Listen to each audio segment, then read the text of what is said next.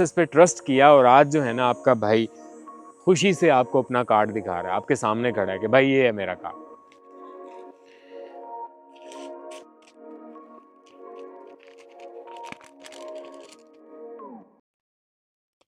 I've got Canadian PR।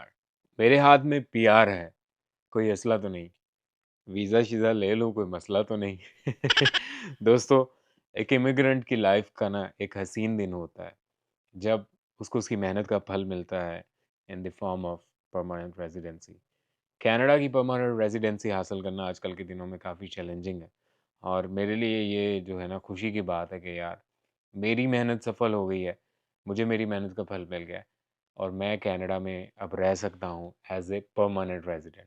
आपका भाई PR हो चुका है। वैसे तो कनाडा के अंदर हर साल बहुत सारे लोगों की पीआर होती है और पीआर को लेकर हर इमिग्रेंट की ना अपनी एक स्टोरी होती है। आज की इस वीडियो में ये इमिग्रेंट आपको अपनी कहानी बताएगा, यानी कि मेरी पीआर की कहानी। तो बात कुछ यूं है दोस्तों, आज से 3.5 साल पहले मैं कनाडा में एज एन इंटरनेशनल स्टूडेंट आया था। आंखों में बहुत सारे ख्वाब सजाए, दिल में बहुत सारे अरमान लिए, जो कि हर आने वाले नए इमिग्रेंट के दिल में होते हैं कि यार कनाडा जाना है, कुछ करना है, कुछ बनना है, कुछ करके दिखाना है। खैर ये सफ़र मुश्किल तो था ही, क्योंकि ऑब्वियसली एक नई कंट्री में आकर एक नए सिरे से शुरू करना, स्क्रैच से स्टार्ट करना, और हम जैसे माओ के राज दुलारे जब आकर यहाँ पर सब कुछ खुद करना पड़ता है भाई। या कपड़े खुद इस्त्री करने हैं, कपड़े खुद धोने हैं, बर्तन खुद धोने हैं, खाना खुद बनाना है, सफाइयाँ खुद करनी है। और माओ ने हमें इतने लाड प्यार से रखा होता है ना, आदतें डाली होती हैं बुरी कि भाई हम तो एक, वो कहते हैं पंजाबी में, कख उसको तोड़ के दो नहीं करते। तो ऑब्वियसली ये सफ़र बहुत मुश्किल था। वो एक्सपेक्टेशंस जब कनाडा में मैं आया तो कुछ और थी, लेकिन यहाँ के हालात भी टाइट हो रहे थे, कोविड के दिन थे, और ऑब्वियसली जब ये सारी चीज़ें आपको खुद से करना पड़ती हैं तो एक बंदा ना कल्चरल शॉक में चला जाता है। फिर उसके बाद वैसे ही होम सिकनेस हो जाती है। तो ये चैलेंजेस थे बहुत सारे। फिर उसके बाद जॉब तलाश करना, फिर और जॉब्स करना यार, क्योंकि कनाडा से यही सोच के आए थे कि भाई पैसे की रेल फेल हो जानी है, ये सब कुछ हो जाना है, ऐसा कुछ रहा नहीं। और जॉब्स की, तो ये चीज़ें जो है ना बड़े चैलेंजेस थे, और ये चैलेंजेस आते हैं तभी फिर आपके लिए आगे चल के आसानी आती है। And today I am really happy कि यार चलो ओवरकम किया है, अल्लाह पाक ने मदद की है, दोस्तों माँ बाप की दुआएं हैं, माँ की दुआएं हैं कि भाई अभी थोड़ा रिलैक्सेशन हो गई है कि यार चलो कनाडा की पीआर मिल गई। एटलीस्ट अब ये नहीं है कि ये डर जहन से ख़त्म हो गया है जो इमिग्रेंट्स को लग रहा था कि यार क्या होगा, फ्यूचर क्या होगा, पता नहीं कनाडा में रहेंगे कि नहीं रहेंगे।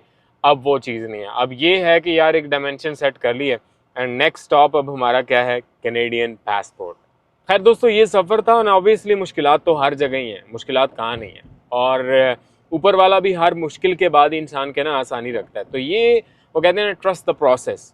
तो ये प्रोसेस था, वो प्रोसेस का हिस्सा था ये सारी चीज़ें, ये सारी मुश्किलात जो हमने देखी, और उसका ऑब्वियसली फ्रूटफुल भी जो है वो चीज़ें हुई हैं अल्हम्दुलिल्लाह। और ये देखें ना कि आज मैं भी काफ़ी खुश हूँ, मेरे घर वाले भी खुश हैं, मेरी वालिदा की दुआएं हैं, मेरी वालिदा बहुत खुश हैं, क्योंकि मिडिल क्लास फैमिली से ताल्लुक़ है मेरा, और हम मिडिल क्लास लोगों के लिए ये चीज़ें बड़ी मानी रखती हैं, स्पेशली जब आप अपनी फैमिली का करता धरता होते हैं, अपनी फैमिली के लिए एक उम्मीद होते हैं। और मैं अपनी फैमिली के लिए मैं उम्मीद हूँ, मेरी फैमिली को मुझसे बड़ी उम्मीदें हैं, मैं अपने घर का सरबराह भी हूँ, अपने घर का करता धरता भी हूँ। तो ऑब्वियसली जब अम्मी को बताया तो वो बहुत खुश हुई कि बेटा मेरा इतनी मेहनत कर रहा था, और यहाँ पर जो हालात अभी पीआर के थोड़े टफ होते जा रहे हैं, और इन हालात में आपका पीआर आ जाना, it's a very good thing. क्योंकि मेरी फील्ड है लाइफ साइंसेज, ठीक है, और फार्मा में मेरा अभी काम चल रहा है, तो उस वजह से मुझे काफ़ी हेल्प मिल गई। मैं गवर्नमेंट के कुछ प्रोजेक्ट्स हैं, हम उनमें काम कर रहे हैं, तो उस वजह से भी जो है ना वो काफ़ी हेल्प होगी मेरी। तो उन प्रोजेक्ट्स में काम करने की वजह से स्टेम के अंदर मेरी फील्ड आ गई, और मुझे पीआर जो है ना गवर्नमेंट ने दे दिया है। अच्छा जी, ये मेरे बैक पे आप देख रहे हैं, मेरी तो आंखें नहीं खुल रही धूप से, ये वो टिम हॉर्टन्स है जहाँ पर मैंने अपनी पहली जॉब की थी। अच्छा जी, टिम हॉर्टन्स पे मैंने इतने बर्तन मांजे ना, उस दिन में इतने बर्तन मांजे कि क्या बताऊँ आपको। और वो गोरी उनकी जो मैनेजर थी ना, वो शाम को मेरे पास आई और मुझे कहती है, तुम बहुत मस्त काम करते हैं मकसूद भाई। खैर इसके बाद भी बहुत सारी जॉब्स की। टिम हॉर्टन्स में मैंने कुछ अर्सा काम किया, फिर वहाँ से तो मैं भाग गया। फिर मैंने कुछ फैक्ट्रियों में काम किया, सिक्योरिटी मैंने काफ़ी अर्सा की क्योंकि वो मुझे अच्छा लगा, और स्टडी के दौरान ना वो काम सही था, इतना मुश्किल नहीं था, मतलब उसमें फ़िज़िकल कुछ नहीं था। मेंटली तो थोड़ा अपसेट कर देता था, लेकिन फ़िज़िकली उसमें कुछ भी नहीं था। तो सिक्योरिटी का काम मुझे अच्छा लगा। और उसके अलावा भी आपने देखते ही रहते थे कि मैं अपने एक्सपीरियंसेस आपके साथ शेयर करता रहता था। स्ट्रगल है, हर बंदे की होती है, ये नहीं है सिर्फ मेरी है, हर इमिग्रेंट की स्ट्रगल होती है। लेकिन जब आपको ना उस स्ट्रगल का रिवार्ड मिलता है ना, यकीन मान लें, तो फिर आप बहुत खुश हो जाते हैं। और उस स्ट्रगल का रिवार्ड जो है ना, हर इमिग्रेंट के पास ये होता है।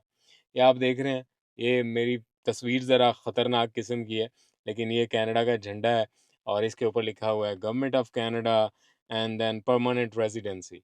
तो ये जब आपके हाथ में आती है ना, तो फिर बंदा कहता है यार, वो तमाम तर मुश्किलात जो है ना, वो तकलीफ़ें भूल जाता है। और आज इस वक़्त मेरा वही जो है ना, आपको मैं बताऊँ, मोराल है यार, कि मेरे तो तमाम तर तकलीफ़ें मैं भूल गया हूँ। तो दोस्तों, ये है मिडल क्लास नोमान की एक कहानी, जो कि पाकिस्तान से कनाडा आया, आँखों में ख्वाब सजाए हुए, तमाम तर मुश्किलात, तमाम तर चैलेंजेस को फेस किया, उनका मर्दाना वार मुकाबला किया। कुछ दिन ऐसे थे, ऑनेस्टली आपके साथ मैं कहूँ, कि जब मैं पहले आया ना, तो मैं यहाँ पर आकर रोना शुरू हो गया यार, कि मैं कहाँ आ गया हूँ। घर कॉल की होम सिकनेस इतनी थी कि घर कॉल की रोना शुरू हो गया। माँ ने कहा पुत्र वापस आ जाओ, नहीं हो रहा तो वापस आ जाओ। ये माँ का था जिक्र, वरना शायद कोई और होता, कहता इतने पैसे लगाए हैं, 40 लाख रुपए लगाए हैं, अब तुम वापस आने का सोच रहे हो, ये रोना शुरू कर दिया। माँ ने कहा कि पुत्र वापस आ जाओ, कोई मसला नहीं, अगर प्रॉब्लम हो रही है तो। ये माओ के जिगरे होते हैं। वो भी दिन देखे, मुश्किलात देखी, फाइनेंशियल क्राइसिस भी देखे, फ़ी पे करनी है यार, डेडलाइन आ गई है यार, फिर काम का प्रॉब्लम है, काम नहीं मिल रहा है यार, कि काम अगर मिल रहा है तो वो सही नहीं है, काम पे वो टेम्परामेंट नहीं बन रहा। तो लेकिन गो थ्रू होना पड़ता है इन तमाम तर चीज़ों के। वहाँ पर पाकिस्तान में हालात कुछ और थे, यहाँ पर हालात जो सोचे थे वो वैसे नहीं थे। तो गो थ्रू होना पड़ता है, तमाम तर चैलेंजेस को फेस किया, तमाम तर मुश्किलात को फेस किया, अच्छे दिन देखे, बुरे दिन देखे, और जिसे कहते हैं ना, ट्रस्ट द प्रोसेस। तो प्रोसेस पे ट्रस्ट किया, और आज जो है ना, आपका भाई खुशी से आपको अपना कार्ड दिखा रहा है, आपके सामने खड़ा है कि भाई ये है मेरा कार्ड। तो इसको दिखाने का मकसद यही है यार, कि आपको एक मोटिवेशन देना भी है।